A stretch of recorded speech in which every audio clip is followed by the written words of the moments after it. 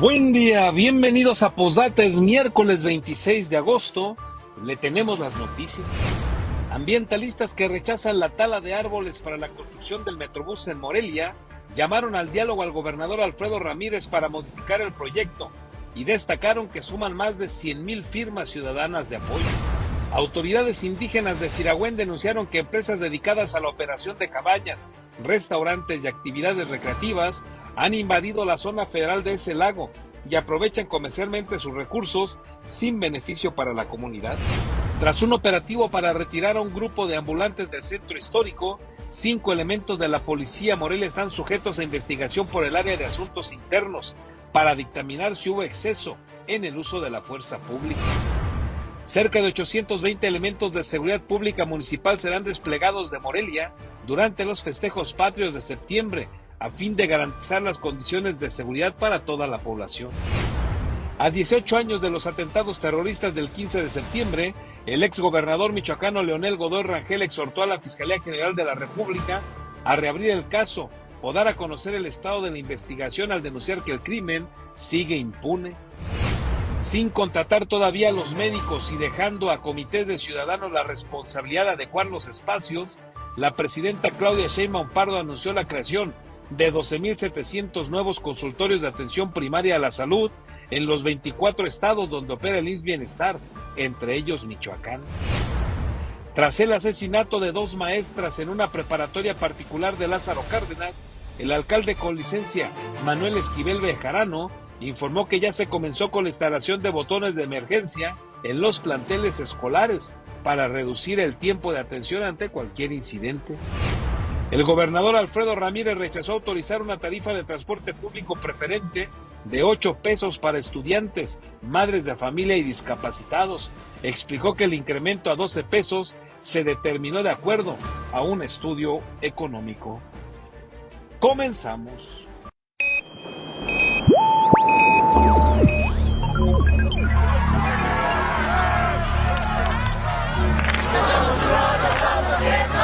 America will again. Alerta. Urgente, que renuncie el presidente. Vox FM presenta Postdata, periodismo responsable.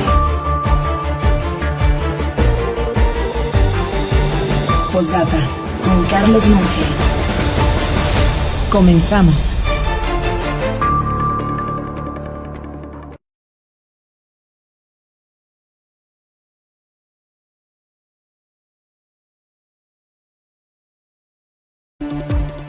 Buen día, gracias por estar con nosotros en esta mañana de miércoles 26 de agosto. Un gusto saludarles, somos Postdata, hacemos periodismo responsable y estamos con usted a través de la señal de Vox en el 103.3 de su FM. Bienvenidos todos, ya listos también en Facebook, donde nos encuentra como postdata.news.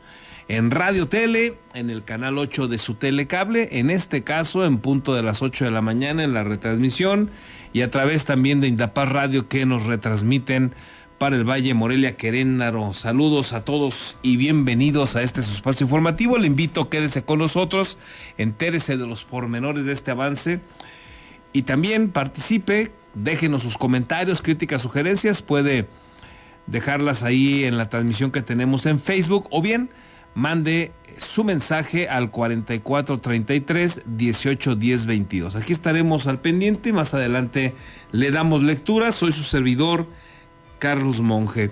Esta mañana estamos arrancando a 14 grados, es una mañana agradable, fresca. Nos dice el meteorológico que va a ser un día nublado y hay probabilidad de lluvias por la tarde para que lo tenga en cuenta.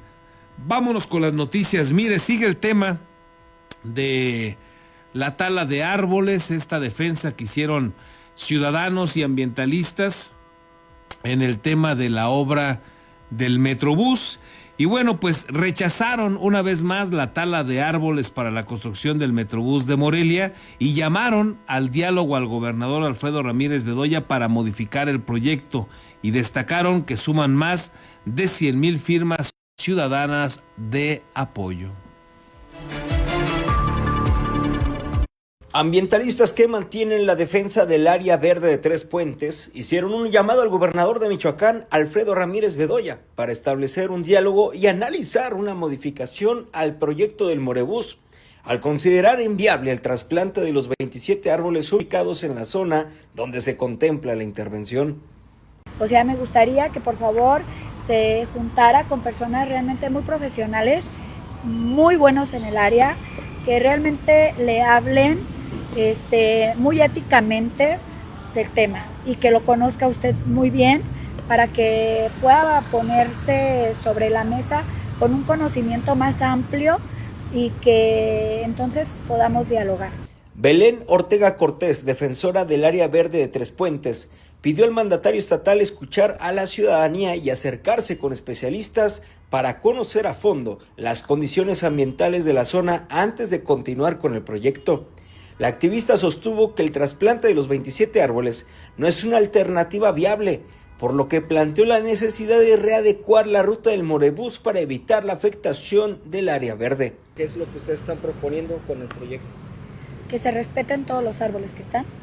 En este caso sería que la ruta del Morebús contemple otra área. Por supuesto, aquí el avance va al 5%, no hay ni castillos, o sea, hay pozos. Unas varillas saltadas se pueden quitar. No está nada formado, lo pueden poner en otro lugar, que agarren otras vías. O sea, aquí yo creo que no va a ser porque 25 proyectos que ellos hicieron, todos eran muy fatales con los árboles. Ortega Cortés destacó que la movilización ciudadana en defensa de los árboles ha sumado más de 100,000 firmas de respaldo a través de la plataforma Change.org.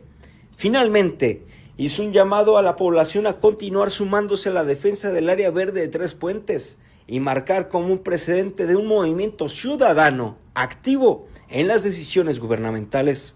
Con las imágenes de Daniel Guillén, reportó para Postdata, Fernando Salgado. Bueno, pues ahí está la petición, quieren hablar con el gobernador, no están de acuerdo en que se cambien estos 27 árboles que anunció el gobernador que solamente se trasplantarían estos que se refieren, y no pierda usted de vista que originalmente estaba el permiso para talar todo lo que se atravesara, todo lo que fuera necesario, como lo explicó el secretario del Medio Ambiente, Alejandro Méndez López. El domingo dijo que los permisos eran para estas empresas a que talaran todo lo que fuera necesario. Recularon ante la presión social, ante las manifestaciones ciudadanas y de ambientalistas, y luego ya comprometieron que iban a cortar los menos posible. Ya cortaron algunos, no han dicho cuántos, pero cortaron algunos. Ahí quedaron las evidencias que fueron las que finalmente sacaron a la gente a las manifestaciones. Y luego pues ya hablaron de este trasplante de árboles para evitar afectaciones. Así fue la ruta del gobierno del estado, que no se había detenido en absoluto a pensar en esos árboles, y los obligaron los ciudadanos. Una obra que además pues la han presumido, no pierda usted de vista este asunto, la han presumido como algo muy favorable, muy bueno. Me parece que la mayoría podemos coincidir en eso, como ya lo hemos hablado. Lamentablemente lo han hecho desde la opacidad. Ocultaron la información, la reservaron, y hasta este momento pues no tenemos el dato, el conocimiento de que ya la hayan transparentado, como comprometió Alejandro Méndez, el secretario del Medio Ambiente, que lo harían entre lunes o martes. Ya es miércoles y aún desconocemos que ya la hayan transparentado, sobre todo los temas de impacto ambiental. Así están las cosas, y en la página esta que ya le habíamos platicado y que ahora nos refería también Fernando Salgado, change.org o change.org, donde se le pide el apoyo a la ciudadanía para detener la tala de árboles por el Morebús en Morelia, pues ha logrado una cantidad de firmas, una excelente respuesta, 112,394 firmas al momento. La verdad es que entre las convocatorias que se han hecho a través de esta página, de esta plataforma, pues esta resulta con una respuesta bastante nutrida, bastante favorable, 112,394 firmas al momento. Bueno, veremos qué pasa y les seguiremos informando sobre este asunto. El dirigente estatal del PAN, Carlos Quintana, se refirió a los permisos otorgados por el Ayuntamiento de Morelia para las obras del Morebús en la zona de Tres Puentes y aseguró que la autoridad municipal únicamente acató la ley porque los responsables del proyecto cumplieron con los requisitos. Ante el conflicto provocado por el retiro de árboles, sostuvo que Acción Nacional está comprometido con el medio ambiente, pero respaldó la actuación del gobierno municipal en la entrega de estas autorizaciones. Derecho que pedimos primero el diálogo por parte de la autoridad estatal, que escuche a los vecinos, que escuche a la ciudadanía. Pedimos también que no exista oportunismo de nadie para poder agarrar tajada de aquí. Por supuesto que si se dieron los permisos fue porque cumplieron con todos los requisitos de acuerdo a la ley lo que marcaba. Y puedo demostrar que Acción Nacional es el partido más ecologista que existe. Y aquí en la ciudad lo podemos ver, tenemos los parques lineales que los ha hecho el partido Acción Nacional.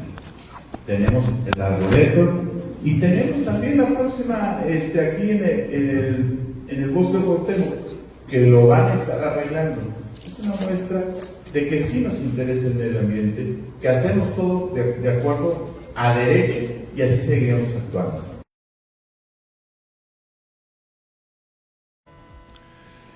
Y tras un operativo para retirar a un grupo de ambulantes del centro histórico, 5 elementos de la Policía Morelia están ahora sujetos a investigación por el área de asuntos internos para determinar si hubo exceso en el uso de la fuerza pública. La Unidad de Asuntos Internos de la Policía Morelia abrió una investigación contra 5 elementos municipales para determinar si incurrieron en uso excesivo de la fuerza durante un operativo realizado contra comerciantes informales en el centro histórico. El secretario de Seguridad y Protección Ciudadana de Morelia, Pablo Alarcón Olmedo, señaló que la corporación colaborará con los organismos que investiguen los hechos y proporcionará la información y material disponible. No estamos cerrados tampoco a revisar la actuación, por eso es que se instruyó al área de asuntos internos que hubiera una investigación y que se deslinden las responsabilidades, y también estamos colaborando con otros organismos. Yo mismo di parte al presidente de la Comisión Estatal de Derechos Humanos de esta circunstancia y le manifesté la plena colaboración para remitir información y material que sea necesario para aclarar y esclarecer este hecho de la mejor manera posible. Alarcón Olmedo explicó que el pasado 22 de agosto, la Policía Morelia desplegó un operativo con vallas en el centro histórico para impedir el ingreso de los comerciantes informales. Sin embargo, un grupo de vendedores retiró el cerco y se enfrentó con los elementos que resguardaban la zona. Eso es lo que estamos haciendo, precisamente la valla para evitar esa confrontación, pero en estas circunstancias y en este hecho particular, cuando empezó el tema que nos ocupa, ya estaban ellos vendiendo en algunos lugares pegados a la valla, pero insistieron en un carrito, meterlo a la valla, tumban la valla, avientan el carrito hacia la valla, y es cuando los agentes empiezan a actuar para mantener el orden y a hacer el llamado de atención enérgico de que se mantuviera el orden, de que se evitara la confrontación, pero empezó ahí una agresión también hacia los agentes, y por eso es que ellos actuaron. El funcionario informó que durante el operativo, una mujer de 37 años fue detenida, mientras que una adolescente de 15 años fue trasladada a la Fiscalía General del Estado al detectarse un posible caso de explotación infantil y no encontrarse sus padres en el lugar. Finalmente, señaló que en el operativo participaron 50 efectivos, de los cuales 5 resultaron lesionados durante las agresiones registradas. Con la edición de Víctor Jaramillo, reportó para Postdata, Fernando Salgado. Bueno, pues ahí lo que responde el titular de la Policía Morelia, Pablo Alarcón Olmedo, ante esta situación pues que ha generado especial interés y polémica en las redes sociales por la situación que se dio con estas personas, sobre todo con la menor que fue detenida de momento, llevada a barandilla, como usted escuchó, y que bueno, pues ha generado una gran polémica. Veremos qué sucede y veremos finalmente qué pasa con estos 5 elementos que están siendo investigados por el posible abuso de la fuerza pública. Ya le diremos en qué queda todo esto. La Policía Morelia además desplegará a sus 770 elementos y 50 cadetes durante los festejos patrios del 15 y 16 de septiembre, así como las actividades por el 29 y 30 de septiembre, así lo dio a conocer también el secretario de Seguridad y Protección Ciudadana de Morelia, Pablo Alarcón Olmeda. Destacó que desde este fin de semana se reforzó la presencia policial en el primer cuadro de la capital mediante recorridos y operativos preventivos como parte de la preparación, pues ya, de lo que se viene, que son las fiestas patrias. Pues justamente empezamos este fin de semana con este tipo de acciones para mantener la seguridad en el primer cuadro, para estar llevando a cabo recorridos, para intensificar la presencia y para estar planificando lo que serán las fiestas patrias. ¿Cuántos elementos van a estar?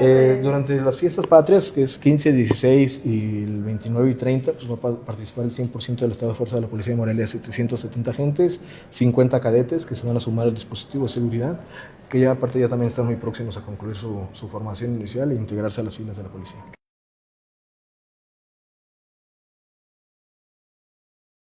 Y en otros asuntos, a los 18 años ya del atentado terrorista del 15 de septiembre en Morelia, el exgobernador, michoacano, de pésima memoria, recordará usted, un gobierno terrible, Leonel Godoy Rangel, exhortó a la Fiscalía General de la República a reabrir el caso o dar a conocer el estado de la investigación al denunciar que el crimen sigue impune. Todo mal con este tema desde origen, unas ganas también de ignorar las alertas que se generaron en los días previos con las amenazas que ya después se conoció que fueron reales, que se recibieron por parte de las autoridades y las desestimaron. Las desestimó el gobierno de Leonel Godoy Rangel, las desestimó evidentemente el gobierno federal de Felipe Calderón Hinojosa, bueno, el que se supone que la recibió, que tuvo toda la información y que pudo haber hecho lo conducente para evitar la desgracia, fue el gobierno de Leonel Godoy. Hoy quiere que se reabra el caso porque pues quedó impune, acumula una serie de errores, como usted ya los conoce, pero además pues sigue impune porque las autoridades de aquellos días agarraron a personas que pudieron demostrar que no estuvieron jamás en la ciudad y aún así fueron detenidos, pretendieron inculparlos, pero la defensa que hicieron, las evidencias que tenían, pues impidieron que se les sancionara y entonces esta situación sigue impune. A 18 años, Leonel Godoy dice que por lo menos se dé a conocer pues cómo van las investigaciones. El diputado federal de Morena y exgobernador de Michoacán, Leonel Godoy Rangel, exhortó a la Fiscalía General de la República a reabrir e informar el estado de la investigación por los ataques con granadas ocurridas el 15 de septiembre del 2008 en Morelia, al sostener que la acción penal no ha prescrito y el caso continúa impune. Godoy Rangel, quien gobernaba Michoacán cuando se registró el atentado contra la población civil, señaló que la dependencia federal conserva las facultades legales para investigar los hechos que calificó como un acto terrorista cometido contra personas inocentes. No sé si Josué sepa algo, pero yo cumplí ese compromiso y ojalá se hubiera abierto y si no que se haga la investigación porque efectivamente es una barbarie. Es un acto terrorista con muchos muertos y heridos, inocentes.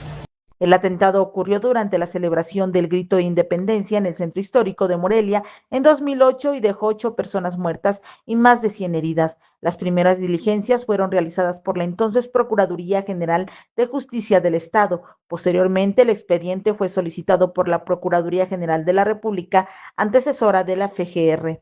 El legislador recordó que durante una etapa anterior como diputado federal acudió con el entonces fiscal general de la República, Alejandro Gers Manero, acompañado por Josué Mejía, quien se desempeñaba como comisionado de atención a víctimas en Michoacán para solicitar la reapertura del expediente. La investigación si se realiza por la Fiscalía General de la República, tiene todo para hacerlo. Yo hace 2 años, cuando estaba Alejandro Gertz Manero, fui con el que estaba en ese tiempo en atención a víctimas, no sé en qué cargo está ahorita, se llama Josué Mejía Pineda. Está en Derechos Humanos. Él me acompañó y le pedimos a Alejandro Gertz que reabriera la investigación. No sé qué haya pasado. Godoy Rangel agregó que el gobierno estatal entregó las actuaciones iniciales a la autoridad federal mediante oficio, por lo que desde entonces la investigación quedó bajo responsabilidad de la entonces PGR.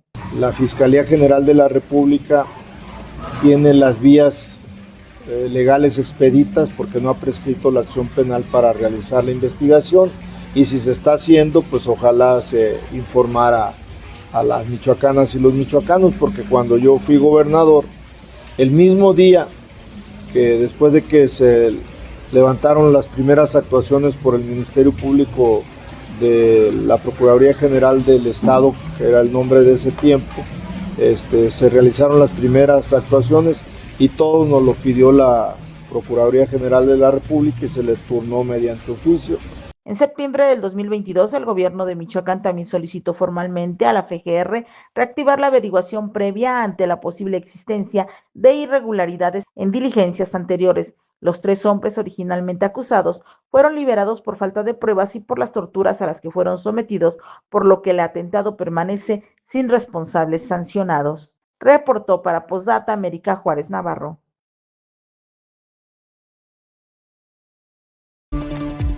Por cierto que Leonel Godoy, seguramente usted ya lo vio por ahí en algunos otros medios, primero había dicho que tras la elección del 2027, él se iba a retirar de la vida pública. Ya ve que les gusta hacer drama a la mayoría de los políticos, así como a López Obrador, siguiéndole sus pasos.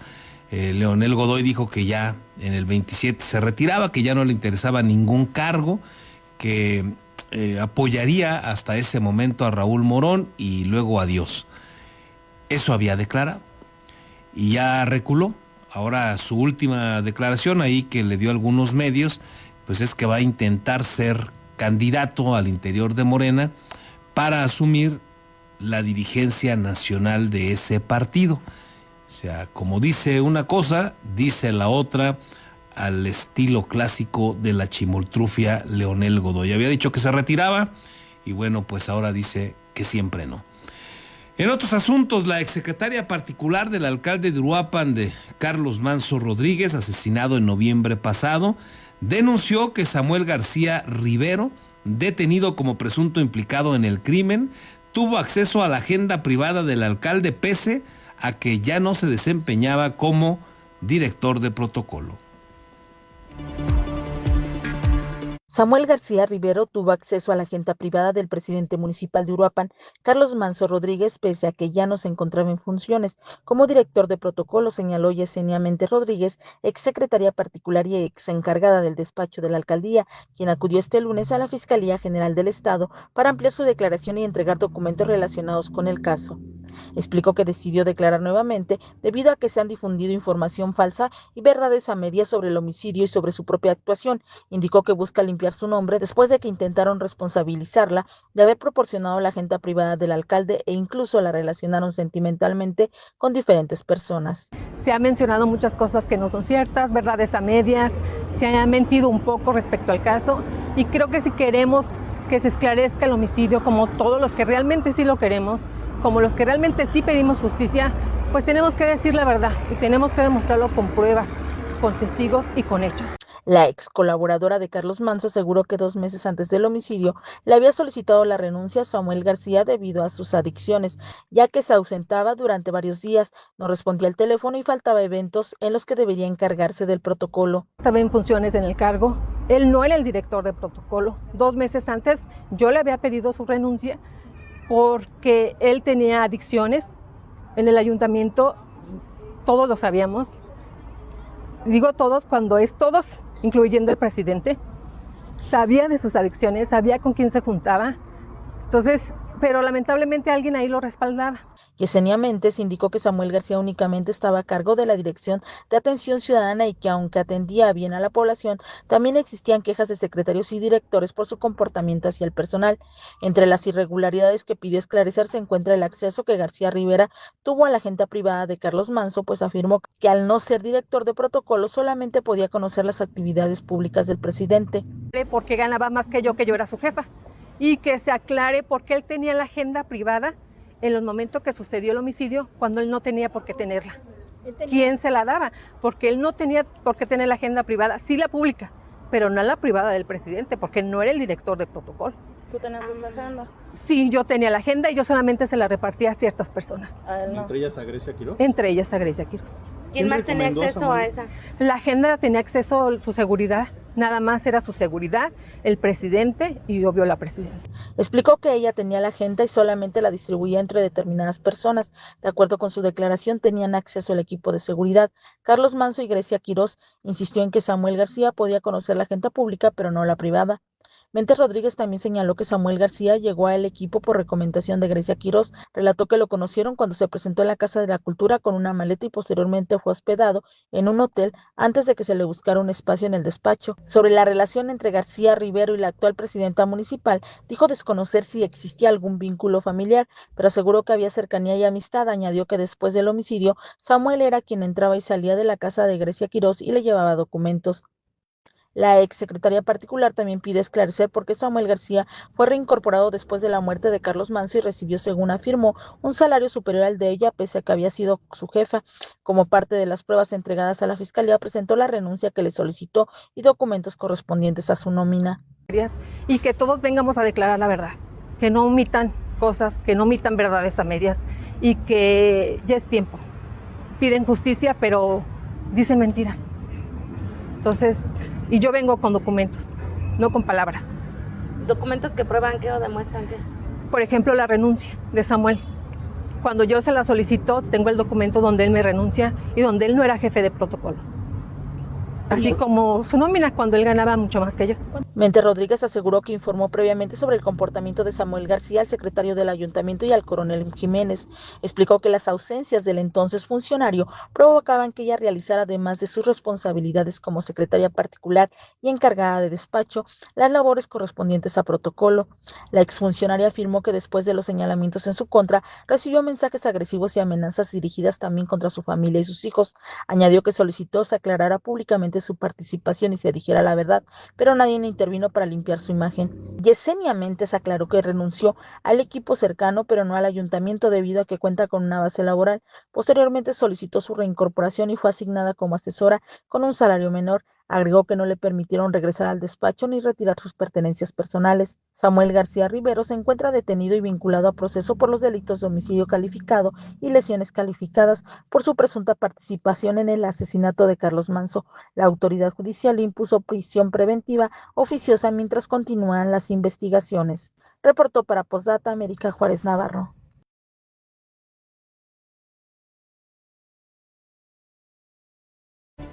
Bueno, pues ahí está esta otra información que le abona a la polémica que hay en torno al caso Carlos Manso, a la investigación sobre su asesinato y que, pues como usted escucha, vuelve pues a generar dudas sobre el actuar de Grecia Quiroz, que pues hay también personas como esta, como algunos integrantes de Morena, que insisten en acusaciones en contra de Grecia Quiroz, sospechas y críticas por ejemplo, no entregar los celulares para que sean investigados. La Fiscalía, por una parte, ha señalado que solamente era un celular, pero el equipo de Raúl Morón, el propio Raúl Morón, Leonel Godoy, Juan Carlos Barragán, entre otros, pues han señalado que no era uno, que eran más celulares y que debió entregarlos Grecia Quiroz. Son de las acusaciones que hay, de los señalamientos que hay en torno a las dudas del actuar de Grecia Quiroz también en el caso del asesinato y bueno, pues las presuntas verdades a medias, como les llama esta ex empleada de Carlos Manso. La exfuncionaria municipal de Uruapan señaló también que Carlos Manso tenía 2 teléfonos celulares y tras el homicidio, uno de los equipos permaneció en posesión del director de obras, pese a que en la Fiscalía General del Estado se decía que se había perdido y que nadie sabía quién lo tenía. La ex colaboradora acudió a la Fiscalía para ampliar su declaración y entregar documentos. Aseguró que estuvo presente desde el momento del homicidio y que acompañó las diligencias realizadas tanto en el hospital como en la institución ministerial.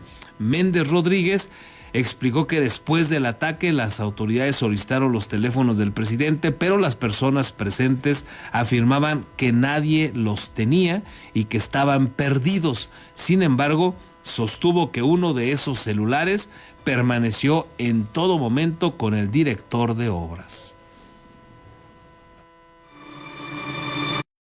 Sí, fíjate que cuando pasa el homicidio yo estaba ahí, yo estuve presente en todo momento, nunca me fui.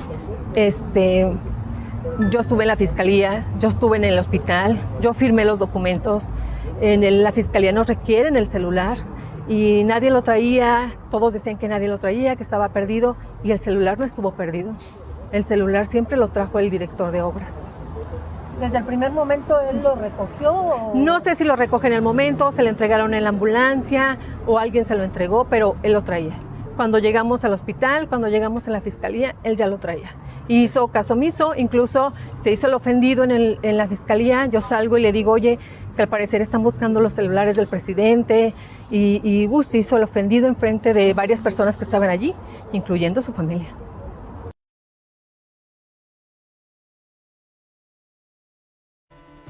Bueno, pues ahí están las declaraciones de esta exsecretaria o ex empleada, mejor dicho, de Carlos Manso, Yesenia Méndez, con declaraciones pues sin duda polémicas y que ojalá se indaguen hasta las últimas consecuencias. Me parece que en el imaginario de todos sigue la duda de quién es el autor intelectual de Carlos Manso, a quién le beneficiaba la muerte de Carlos Manso. Las autoridades han llevado la investigación y pues prácticamente las conclusiones a que es un tema de grupos criminales, sobre todo del cártel Jalisco Nueva Generación. Han involucrado ahí como el autor intelectual al R1 ya detenido, pero bueno, me parece que como también lo ha dicho por el otro lado la alcaldesa Grecia Quirós, siguen con la duda, por lo menos desde la lógica de Grecia Quirós, quién fue el responsable intelectual. En todo caso, quién le pidió al R1 que se metiera con Carlos Manso. Las autoridades, o que asesinara a Carlos Manso. Las autoridades refieren que fue más una decisión del propio grupo criminal por la actuación que tenía el alcalde Carlos Manso contra de ellos, que les había ocasionado problemas y que ahí pudiera estar la explicación. Es la tesis, digamos, que más ha insistido la autoridad, pero bueno, sigue habiendo temas importantes que no terminan de indagarse a plenitud, como la información que pueda haber en los teléfonos, que los tiene Grecia Quirós, como ella lo ha reconocido, que no los ha querido entregar, tiene dudas de que los puedan manipular, de que puedan usarlos de manera desafortunada, pero por otra parte, pues sin duda, desde otra lógica, serían importantísimos para tratar de encontrar pues todos los elementos que participaron, todas las situaciones que se dieron en torno al asesinato de Carlos Manso. Y luego pues se suman estas declaraciones de Yesenia, que pone otra vez en duda el actuar de Grecia Quirós con algunos personajes a los que incluso recontrató, como ya escucha usted, y el actuar de otros funcionarios como el de obras, que en su momento también tuvo el celular. Sigue pues la polémica con este caso, siguen las dudas y siguen los dimes y diretes, las acusaciones. Vamos a ver cómo termina este asunto y si eso deja satisfecha en primera instancia a Grecia Quirós, a los deudos, a su hermano de Carlos Manso, Juan Manso, y si deja también satisfecha a la población en general. Les seguiremos informando. Ahora vamos con esta noticia de la Universidad Vasco de Quiroga, porque estudiantes de la licenciatura en nutrición llamaron a reconocer las señales de alerta de los trastornos de conducta alimentaria, ya que afectan al 25% de los adolescentes. Así lo vienen haciendo en los últimos 10 años. Nutrición UVAC.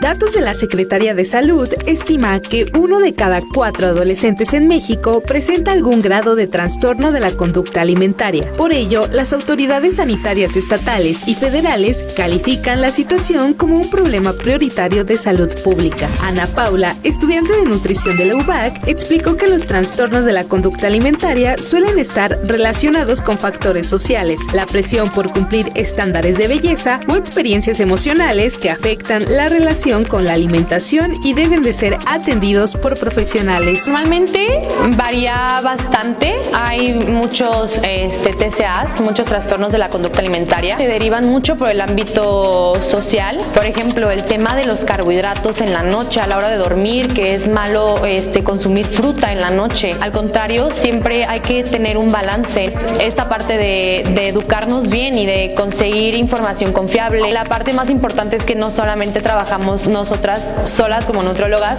siempre vamos de la mano con algún psicólogo, endocrinólogo, ginecólogos, o sea, somos bastantes personas de la mano, profesionistas de la mano, porque pues claramente la relación con la alimentación no es solamente pues tema de nosotros, también es tema de tratar ciertos traumas de la infancia o algún problema muy marcado con la alimentación.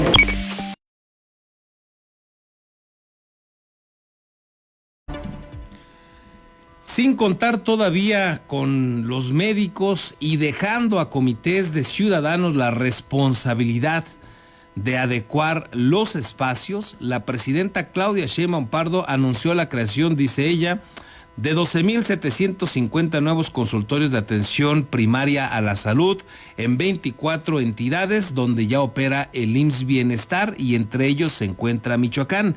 Explicó que los comités recibirán los recursos para instalar estos consultorios y apenas se abrirá la convocatoria para contratar a los responsables de atenderlos. Así es que se lava las manos el gobierno de Claudia Sheinbaum ante tanto fracaso en la atención en materia de salud, ante pues este desorden que traen a nivel nacional, esta ausencia de médicos, esta ausencia de medicamentos, más médicos que están renunciando, por ejemplo, al Instituto Mexicano del Seguro Social por la carga de trabajo, por los salarios castigados. Bueno, pues ahora lanza esta otra, ojalá ya no sea una ocurrencia, otra estrategia, dice ella, para crear 12,750 nuevos consultorios. A Michoacán de esos le van a tocar unos 700.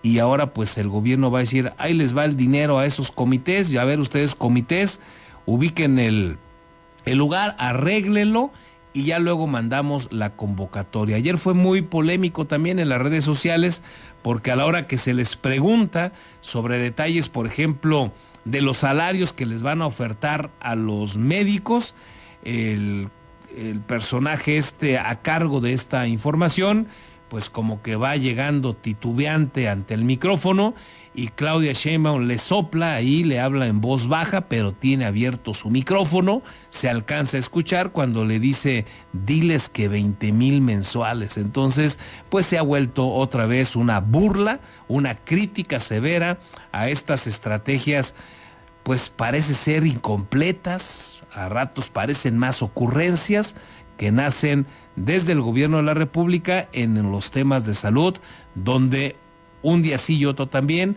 pues han fracasado los gobiernos de la Cuarta Transformación, como le llaman, Morena, con López Obrador y ahora con Claudia Sheinbaum. El ejemplo máximo de este fracaso, la megafarmaciotota, ¿se acuerda usted de ese proyecto de López Obrador? Y qué decir de que ya íbamos a estar incluso mejor que Dinamarca. Aquí va a ser el mejor sistema de salud del mundo, otra de las grandes mentiras de López Obrador, que muchos ahí le siguen aplaudiendo como focas estas, pues, estupideces que declaró en N cantidad de veces López Obrador. Y bueno, pues ahora viene esta otra ocurrencia. ¿Usted qué cree? ¿Va a resultar? Escuche usted a su presidenta. Estos consultorios se van a hacer con la comunidad, con un mecanismo similar al de la Clínica Es Nuestra. Se forman comités de salud para el bienestar en las comunidades y se otorga el recurso a la comunidad para que ellos nos ayuden a adecuar los sitios que ya fueron revisados durante 2 meses en donde van a estar los consultorios. Esa fecha es el 14 de septiembre. Vamos a seguir informando, pero a partir del 14 de septiembre se forman los comités de salud. Segundo, para todos aquellos que quieran participar, profesionales de la salud, como responsables del consultorio, están invitadas y invitados médicos jubilados, médicas jubiladas, que no necesitan dejar su jubilación, pueden recibir un apoyo adicional por participar. Esa fecha es a partir del 14 de septiembre. Se abre la convocatoria para incorporarlos como responsables de los consultorios. Y la otra fecha importante es que de septiembre a diciembre se van a adecuar todas las farmacias del bienestar para el programa Salud Casa por Casa. Y en enero inician la operación de los consultorios del Servicio Universal de Salud, IMSS Bienestar.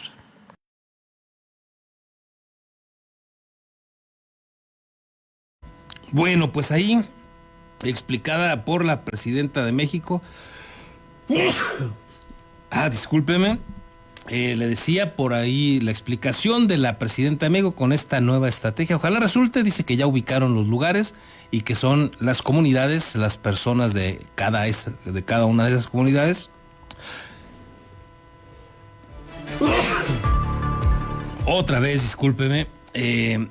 Las que van a arreglar los consultorios. Y bueno, pues quieren volver a poner a trabajar a los médicos que están ya pensionados porque pues no hayan cómo satisfacer esta situación de una crisis que hay en materia de salud, porque todos tenemos un familiar. Le platico, yo tengo un par de familiares que han requerido estudios específicos en el Instituto Mexicano del Seguro Social y pues no los atienden, les postergan alguno de esos estudios porque el aparato no sirve. Hay otro caso que requiere una cirugía de rodilla por la gravedad que tiene, una persona ya adulta mayor, y no hay, escuche usted, no hay traumatólogo para que la revise y le han ido postergando. Entonces, me parece que todos tenemos anécdotas como esta. Llegas al IMSS porque te están dando un tratamiento con un medicamento en específico y no te pueden surtir la receta. Esta es la constante. Luego salen ellos con su discurso de que todo está funcionando, de que hay un abasto del 98%, pero casualmente a muchas personas están en ese 2% de medicamentos que no hay. ¿Usted se las compra? Bueno, pues así está de grave la situación y viene esta otra estrategia. Ojalá no termine en una ocurrencia más como las que ya comentábamos. Y mire, vamos a la otra parte que ya le comentaba. Durante esta misma conferencia de prensa, uno de los compañeros periodistas que se dieron cita cuestionó el monto del salario que se va a pagar a los médicos y personal que se contrate para este programa y que atenderá los consultorios, por lo que Sheinbaum Pardo se dio la palabra al subsecretario de Integración Sectorial y Desarrollo de la Secretaría de Salud, Eduardo Clark García, a quien ella misma le dio la indicación y le comentó que señalara que serían como 20,000 pesos al mes. Imagínense, van y presentan el proyecto y el responsable de hacerlo ni siquiera tenía el número de cuánto iban a pagar. Es que es patético. Y entonces la presidenta le sopla. Evidentemente ella se acordó que eso no lo sabían, que no lo tenían en el radar, y pues ya dijeron una cifra. Dijo él que serían 20,000 pesos ya en el micrófono, después de escuchar cuando Claudia Sheinbaum le sopla la cantidad. No, terrible, de veras. Escuche usted. Quisiera preguntarle más detalles acerca de la contratación que habrá para personal de los centros de salud de primera atención. ¿Hay algún salario estimado? ¿Qué beneficios tendrán para que pues, más gente se anime a poder sumarse a esta convocatoria? ¿Quieres comentar más o menos el salario? Sí, son como 20,000. Estamos pensando que es un salario en torno a los 20,000 pesos libres para médicos y médicas. La convocatoria específica con las condiciones de cuál es el salario, cómo se paga, etcétera, y el monto específico por tipo de consultorio y tipo de turno será parte de la convocatoria hasta el 14 de septiembre.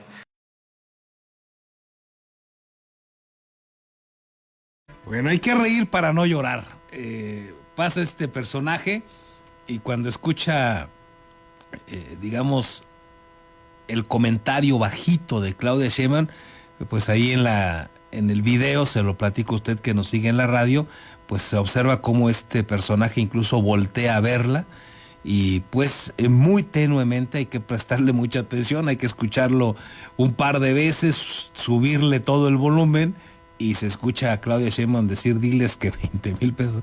No, es realmente patético cómo se gobierna en este país, es realmente patético. Un programa así tendría que presentarse de una manera contundente, con gráficas, con especificaciones, con los montos, con las convocatorias. Tendría que ser de otra manera. Para eso les pagamos. Tendrían que ser muy profesionales, pero no lo son. El puro hecho de que la presidenta les sople la cantidad te habla de la desgracia que se viene. En fin, ojalá me equivoque y sea un éxito. Ojalá, porque la población se lo merece. Nuestros enfermos, nuestros familiares que requieren atención médica, se lo merecen. Ojalá, y ojalá pronto se solucione la desgracia en el IMSS, donde no hay medicamentos, no hay médicos, y los aparatos, luego muchos no sirven. Usted requiere una tomografía, por ejemplo, pues hay que esperar meses. Y si usted tiene la fortuna, o quienes nos enfermamos, de no morirnos en la espera, pues qué bueno. Y si usted tiene la manera, pues finalmente irá al privado, porque el sector salud público en este país es una desgracia. No era bueno, la verdad es que no, todo mundo lo sabemos, pero el gobierno de López Obrador y el de Claudia Sheinbaum lo han terminado de destrozar. Una desgracia.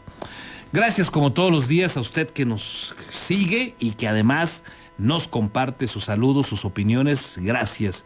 Javier Esquiver nos dice saludos al programa. Igual para ti, Javier, muchas gracias. Lilia Rosales, buenos días, excelente miércoles para todos. También para ti, Lilia, gracias. Melchor Ornelas, buen día, Carlos y amigos. El proyecto mal elaborado, sin visualizar los daños que iban a generar y drenaje que encontrarán, provocarán que ahora por medio de la intimidación y quieran que los ciudadanos de diferentes puntos que se concentren en 3 puentes defendiendo los árboles se vayan a su casa. Pues sí, seguramente así será, Melchor. Muchas gracias. César Borgi nos dice, buen día, Carlos. Esos consultorios serán otro fracaso y otra manera de robarse el dinero. Buen punto, ese también, porque el fracaso en la megafarmaciototota, pues fue de miles de millones de pesos. Es una desgracia, de veras es una desgracia. Y bueno, pues no se descarta que una buena parte de esos se los hayan robado, como lo comenta César Borgi. Se la pasan dando palos de ciego la doña de Palacio. Saludos, general. Gracias, mi estimado César Borgi, también por tu opinión. Ana Berta López nos comenta, exacto, así está la señora. Sueña, mejor debería arreglar primero el IMSS y el ISSSTE y al regional que no tiene nada. Y como dice Carlos, no hay nada. Pues sí, una desgracia. Gracias, Ana Berta, también. Aramis Sosa Cedeño, buenos días, felicidades a todo el equipo de Postdata. Saludos, al contrario, Aramis, muchas gracias, presidente de la Cana Sintra. Saludamos también con gusto a Aramis Sosa, una industria, digamos, importantísima. A ver qué día lo invitamos a platicar cómo anda este sector en Michoacán, a ver si nos acepta un diálogo. Ahora mismo nos ponemos de acuerdo, si me lo permites, y ya traemos una plática pendiente para conocer también cómo anda este sector en Michoacán. Nos ponemos de acuerdo, si me lo permite Aramis, y lo invitamos por acá al estudio. Armando Hernández nos dice buenos días, o sea que algo similar a aprovechar a los inmigrantes para pagar menos y sin prestaciones. Así llaman a médicos jubilados para atender los consultorios por un apoyo. Veremos qué sucede, Armando. Gracias también por tu opinión. Con ella hacemos una breve pausa. Regresamos.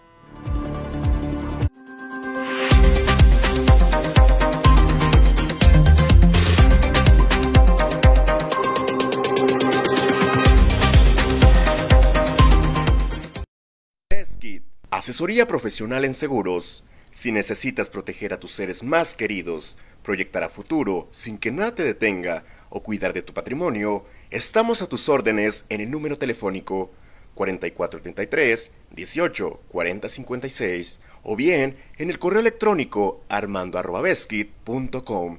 El licenciado Armando Dueñas Díaz, profesional en asesoría de seguros, espera su llamada.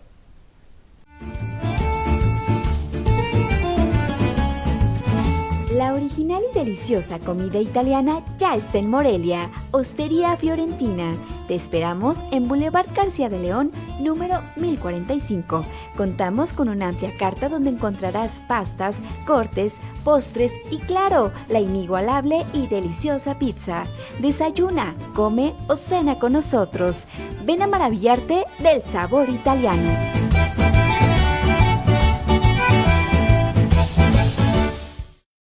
Tortas Acueducto el 32 y medio. No te quedes con el antojo. Deliciosas tortas de milanesa, queso de puerco, salchicha, jamón, hawaiana y cubana, o bien una orden de milanesa. Puedes hacer tus pedidos al teléfono 4433-382499, de lunes a viernes de 10 de la mañana a 4:30 de la tarde. La cobertura para entregar a domicilio está delimitado por la salida Mil Cumbres, salida Charo, La Poza Rica y Avenida Camelinas.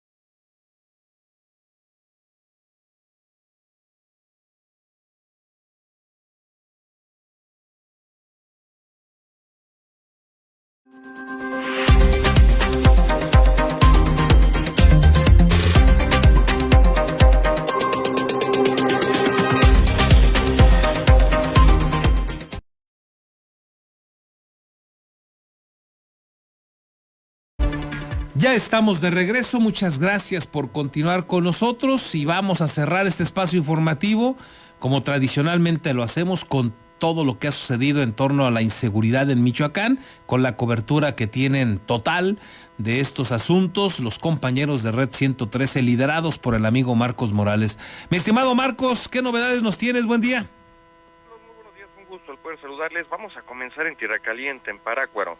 Y es que anoche delincuentes atacaron con drones lanzados de explosivos a elementos de la policía municipal que realizaban un patrullaje dentro del municipio, lo que desató un fuerte operativo con apoyo de autoridades federales y estatales, sin que se reportaran víctimas. Se pudo conocer que la tarde-noche de ayer, los uniformados circulaban sobre la calle Basoro en la colonia agraria.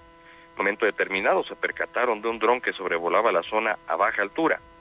De una manera seguida se escuchó una explosión que cimbró paredes en un domicilio y los oficiales alcanzaron a refugiarse sin que hubiera heridos. Momentos después se localizó un artefacto explosivo en una azotea de las casas. Este ataque desató un fuerte operativo en el que participaron militares y oficiales de la Guardia Civil, mismos que utilizaron equipo especial para inhabilitar otros drones y así proteger también a pobladores. Mientras que en Tarmato, la Fiscalía General del Estado, en coordinación con autoridades estatales y federales, complementó una orden de cateo en un inmueble presuntamente vinculado a Heraclio Guerrero, alias El Tío Laco, identificado como presunto líder del cártel Jalisco en la población de Tinaja de Vargas. En este punto fueron aseguradas armas, equipo táctico, metanfetamina y 5 vehículos. Durante la inspección, los agentes localizaron y aseguraron 8 armas largas, 4 cortas, 21 cargadores, cartuchos, 22 chalecos balísticos, prendas tácticas. Asimismo, fueron aseguradas 9 bolsas con metanfetamina. En el lugar también fueron localizadas 4 motocicletas y un vehículo de la marca Cupra. Finalmente, también informarles que en Morelia, sujetos con armas largas acribillaron a un hombre en la vía pública de la tenencia de Capula. Luego de la agresión, los hechores escaparon a bordo de camionetas. Lo anterior se registró en la calle Mártires de Uruapan, en el barrio de Los Dolores. En el sitio se presentaron patrulleros, también paramédicos, quienes confirmaron el deceso de un masculino, identificado como Gerardo S., de 35 años de edad, mismo que momentos antes convivía con otras personas en la vía pública, hasta donde llegaron individuos armados que portaban chalecos tácticos, mismos que abrieron fuego y lo mataron. Mi estimado Carlos, es la información. Gracias, Marcos. Excelente miércoles. Quedamos al pendiente. Muy buenos días. Y con esta información llegamos a la parte final. Muchísimas gracias por habernos acompañado. Que tenga usted un excelente miércoles. Por favor, disfrútelo. Y por acá nos encontramos mañana. Hasta entonces.